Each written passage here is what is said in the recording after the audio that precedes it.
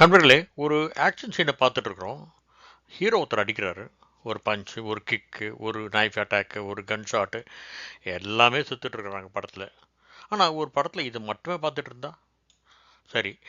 இந்த மாதிரி எத்தனையோ ஆக்ஷன் சீனை வந்து எல்லாம் நம்ம ஏற்கனவே பார்த்துட்டோமே நம்ம கடந்து போயிடலாம். ஆனால் அதே சீனில் கேமரா கொஞ்சம் மெதுவான் ஆகுறது, ஒரு செகண்டுக்கு அப்புறம் முழு சைலன்ஸ், அதுக்கப்புறம் ஒரு பவர்ஃபுல் பீட்டு, அந்த ஒரு பீட்டில் நம்மளோட உடம்பே கொஞ்சம் டென்ஸ் ஆகிடுது. அதுதாங்க சினிமா. ஒரு சீனில் வந்து நம்ம பார்க்குறது மட்டும் இல்லைங்க, அதை வந்து நம்ம எப்படி உணர்றோன்றது முக்கியம் இல்லையா? அந்த வகையில் சமீபத்தில் வெளியாக இருக்கிற டிசி திரைப்படம் ஒரு இன்ட்ரெஸ்டிங் எக்ஸாம்பிள். பல பேருக்கு தெரிஞ்சிருக்கும். படத்தை பற்றி பேசுகிறப்போ கத்தி, விக்ரம், லியோ, அப்புறம் இந்த கூலி, இந்த மாதிரி வெற்றி படங்களை டைரக்ட் பண்ண லோகேஷ் கனகராஜ் ஃபர்ஸ்ட் டைம் ஹீரோவாக நடிச்சிருக்காரு. ராக்கி, அப்புறம் அவார்டு வாங்கின கேப்டன் மில்லர் படங்களை டைரக்ட் பண்ண அருண் மாதேஸ்வரன் வந்து டைரக்ட் பண்ணியிருக்காரு. வாமிகா காபின்றவங்க ஒரு முக்கியமான ஒரு கதாபாத்திரத்தில் இருக்காங்க. அனிருத், இசை, இந்த மாதிரி நிறைய விஷயங்களை வச்சு பேசலாம். ஆனால் இந்த ரிவ்யூ வந்து கதையை பற்றியோ இல்லை ஸ்க்ரீன் பிளே, நடிப்போ இதை பற்றின விமர்சனங்களோ இல்லைங்க. இன்றைக்கி நம்ம குறிப்பாக பேச போகிறது டிசியோட பிஜிஎம் அப்புறம் ஸ்டண்ட்ஸ். ஏன்னா இந்த ரெண்டு விஷயங்களெல்லாம் தான் டிசி வழக்கமான தமிழ் கமர்ஷியல் சினிமாவிலிருந்து சில இடங்களில் வித்தியாசமாக தோன்ற ஒரு விஷயந்தான். முதல்ல வந்து டிசினா என்ன? எல்லாருக்கும் இருந்த குழப்பம் எனக்கு இருந்தது. டைரக்ட் கரண்ட்டா, டெப்டி கமிஷனரா, டிஸ்ட்ரிக்ட் ஆஃப் கொலம்பியாவாக இருக்கும்னு. அப்புறம் தான் தெரிய வந்தது டிசின்றது அந்த டைட்டிலுக்கு பின்னால் ஒரு சின்ன இன்ட்ரெஸ்டிங் மீனிங்கே இருக்குன்னு. அதாவது கதையோட மையத்தில் இருக்கிற ரெண்டு கேரக்டர்ஸ், தேவதாஸ் அப்புறம் சந்திரா, இவங்களோட முதல் எழுத்து தான் டிசி. ஆனால் இந்த ரெண்டு லெட்டர்ஸ்க்கு இன்னொரு சினிமேட்டிக் வேல்யூ இருக்குங்க. டிசின்னு ரெண்டு லெட்டரை மட்டும் வச்சுக்கிறது வந்து ஒரு மிஸ்ட்ரி லெவலில் உருவாக்குது இல்லையா? அந்த ஃபீலிங் உருவாக்குது. படத்தை பார்க்குறதுக்கு முன்னாடியே வந்து ஒரு க்யூரியாசிட்டி வருது. கமர்ஷியல் ஆங்கிள் இது ஒரு நல்ல யுக்தி தான். பல வருஷங்களுக்கு அப்புறமும் டிசி படம் அந்த பேரை நினச்சாவே இவங்க ரெண்டு பேர் நமக்கு ஞாபகம் வரும் இல்லையா? முதல்ல பிஜிஎம் பற்றி பேசுவோம். பிஜிஎம்னா பொதுவாக சில பேருக்கு தெரியாமல் இருக்கலாம். அது வேறு ஒன்றும் இல்லைங்க, பேக்ரவுண்ட் மியூசிக். அதாவது ஸ்க்ரீன் நடக்கிறப்போ வந்து பின்னணியில் ஒலிக்கிற இசை. ரெக்கார்டிங்னு கூட நம்ம ஏற்கனவே கேள்விப்பட்டிருக்கோம் இல்லையா? ஆனால் பிஜிஎம்ன்றது வெறும் மியூசிக் மட்டும் இல்லைங்க, அது வந்து ஒரு சீனோட இமோஷனை நம்ம பிரெயினுக்கு சொல்கிற ஒரு ஒரு இன்விசிபிள் லாங்குவேஜ். ஒருத்தர் அழுகுறார், அதை பார்த்தா நமக்கே தெரியும் அவர் சோகமாக இருக்காருன்னு. ஆனால் அந்த சீனுக்கு ஒரு வயலன்ஸ் ஸ்கோர் வந்தால், பின்னாடியே வந்தால் அந்த சேட்னஸ் இன்னும் கூட கொஞ்சம் அதிகமாக உணரப்படும் இல்லையா? அதே மனிதன் வந்து ஒரு அமைதியாக ஒரு இடத்துல உட்காந்துருக்காருன்னு வச்சுங்க, பிஜிஎம் இல்லாமல் அதை பார்த்தோம்னா அவன் எப்படி இருக்கும்? அவர் என்ன யோசிக்கிறாரு அப்படி நம்மளே கேட்போம் இல்லையா? ஆனால் ஒரு லோ ஃப்ரீக்வன்சி சவுண்டு கூடவே ட்ராவல் ஆச்சுன்னா நம்மளோட பிரெயின் உடனே சொல்லும் ஏதோ நடக்க போகுதுன்னு. இதுதாங்க பிஜிஎம்மோட பவர். இப்போது டிசியில் வந்து பிஜிஎம் ஏன் நம்ம கவனத்தை ரொம்ப ஈர்த்ததுன்னு பார்க்கலாம். இந்த படத்தோட இசை வெளியீட்டு விழாவில் வந்து அனிருத் இந்த இசையமைச்ச 15 ட்ராக் ஆல்பம் வந்து இடம்பெற்றதுன்னு சொன்னாங்க. தற்கால தமிழ் திரைப்படத்தை அதுங்களை பொறுத்த வரைக்கும் இது ஒரு வழக்கத்துக்கு மாற ஒரு எண்ணிக்கை தான். இசை அப்புறம் பின்னணி இசை அடிப்படையில் இந்த படத்தை பார்க்குறப்போ இது வந்து ஒரு சுவாரஸ்யமான கோணத்தை கொடுக்குறதுன்றது உண்மைதான். டிசியை பார்த்த பல ஏழு வியூவர்ஸ் குறிப்பாக அனிருத்தோட பேக்ரவுண்ட் ஸ்கோரை பற்றி ஹைலைட் செஞ்சுருக்காங்க.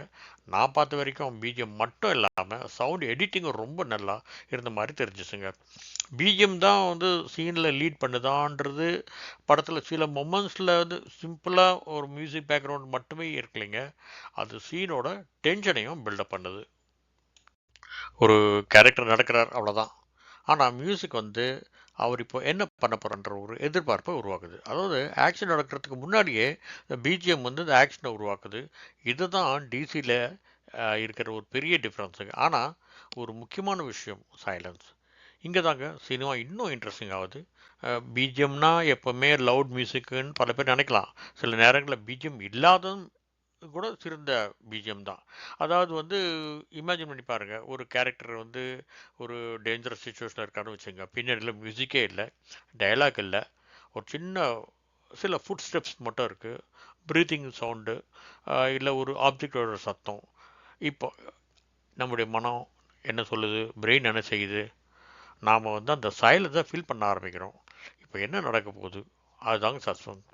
அதனால் ஒரு மியூசிக் டைரக்டருக்கு அவருக்கு வந்து எப்போ மியூசிக் போடணுன்றது மட்டும் இல்லாமல் எங்கே மியூசிக் போடக்கூடாதுன்றதும் தெரிஞ்சிருக்கணும் இல்லையா? அனிருத் வந்து சரியாக ரிசர்ச் பண்ணி நம்மக்கிட்ட இந்த விஷயத்த சேர்த்துருக்காருன்னு தான் சொல்லணும். டிசியில் இன்னொரு வித்தியாசத்தையும் நான் பார்த்தேன்.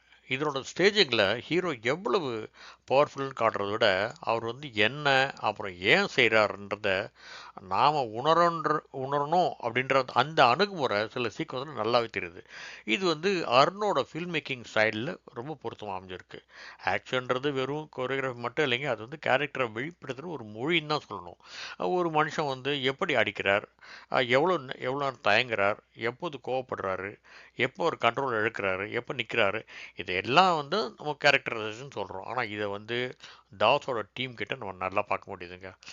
ஆக்ஷனில் வந்து வெயிட் ஏன் முக்கியம்னா, ஒரு பஞ்ச் நமக்கு வந்து பவர்ஃபுல்லாக தெரியணும்னா பஞ்ச் மட்டும் போதாது இல்லையா?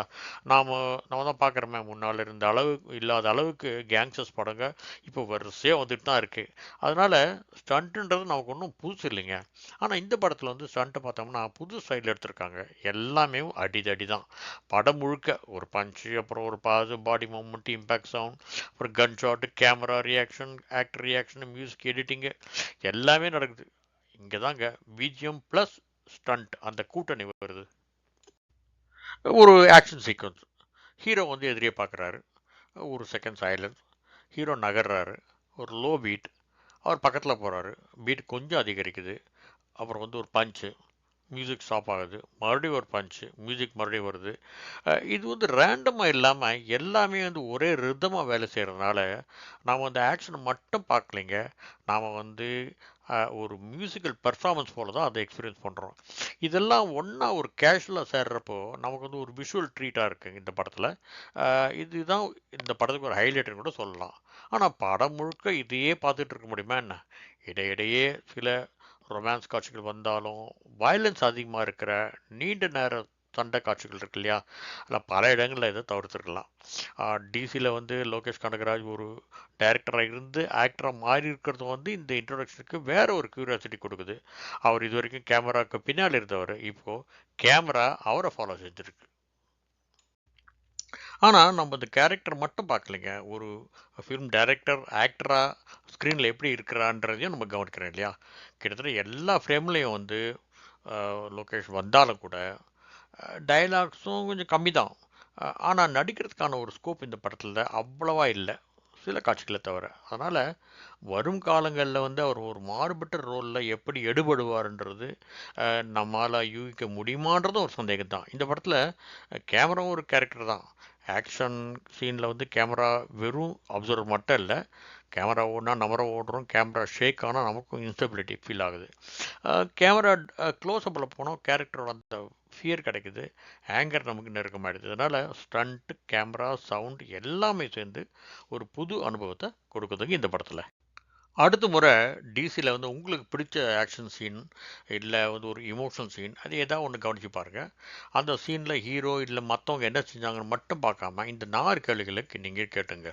ஒன்று, மியூசிக் எப்போ ஆரம்பிச்சது, எப்போ வந்து அந்த சீன்லேருந்து அது அதிகமாச்சு, அப்புறம் மியூசிக் எப்போ சைலன்ஸ் ஆச்சு, கடைசியாக இந்த இம்பேக்ட் வந்தப்போ சவுண்ட் எப்படி இருந்தது. இந்த 4 விஷயங்களை கவனிச்சிங்கன்னா நீங்கள் இந்த படம் மட்டும் பார்க்கலைங்க, மூவி வந்து அந்த உருவாக்கப்பட்ட விதம் இருக்கு இல்லையா, அதையும் நீங்கள் பார்க்க ஆரம்பிச்சிருவீங்க. டிசியில் வந்து ஆக்ஷனை வந்து கண்கள் பார்க்குது, ஆனால் பிஜிஎம்மில் சவுண்ட் டிசைன் அது வந்து உடம்பையும் மனசையும் கூட உணர வைக்குது. அதனால தான் ஒரு சீனை முடிஞ்சதுக்கு அப்புறமும் கூட அந்த பிஜிஎம் வந்து நம்மளுடைய மனசில் ஓடிக்கிட்டே இருக்குது. நாம் தியேட்டர் வெளியே வந்துட்டோம், ஆனால் சில நேரங்களில் படம் வந்து நம்ம விட்டு வெளியே வர்றது இல்லைங்க. அதுதான் பிஜிஎம்மோட உண்மையான பவருங்க. சரிங்க, இந்த படத்தில் இவ்வளோ வயலன்ஸ் தேவைதானா? இன்றைக்கி கெட்டு போயிருக்கிற லாண்டர் சுச்சுவேஷனில் வந்து ஹெவியாக கதை இருந்தாலும் கூட மறுபடியும் இந்த மாதிரி கேங்ஸ்டர் படத்தை நம்ம பார்த்தே தான் ஆகணுமா? இப்படியான பலகொலிகளுக்குள்ளே நம்மக்கிட்ட இருந்தாலும் கூட நான் அதுக்குள்ளெலாம் போகலைங்க. திரைப்படன்றது ஒரு அனுபவம் இல்லையா? அதனால் வந்து அது எவ்வளோ விதமான புது புது டெக்னாலஜி மூலமாக வந்தாலும் நாம் தயாராக இருந்து வரவேற்பு கொடுத்தா தான் தமிழ் திரைப்பட உலகத்தை நம்ம அடுத்த கட்டத்துக்கு எடுத்துகிட்டு போக முடியும் இல்லைங்களா? ஒரு விஷயத்த முக்கியமாக சொல்லணும்னு நான் சொல்லுறேன், தியேட்டரில் பாருங்கள். ஓடிடி விட பல மடங்கு என்ஜாய் பண்ணுற அளவுக்கு ஒரு எஃபெக்டை இந்த படம் கொடுக்கும். நன்றி, வணக்கம்.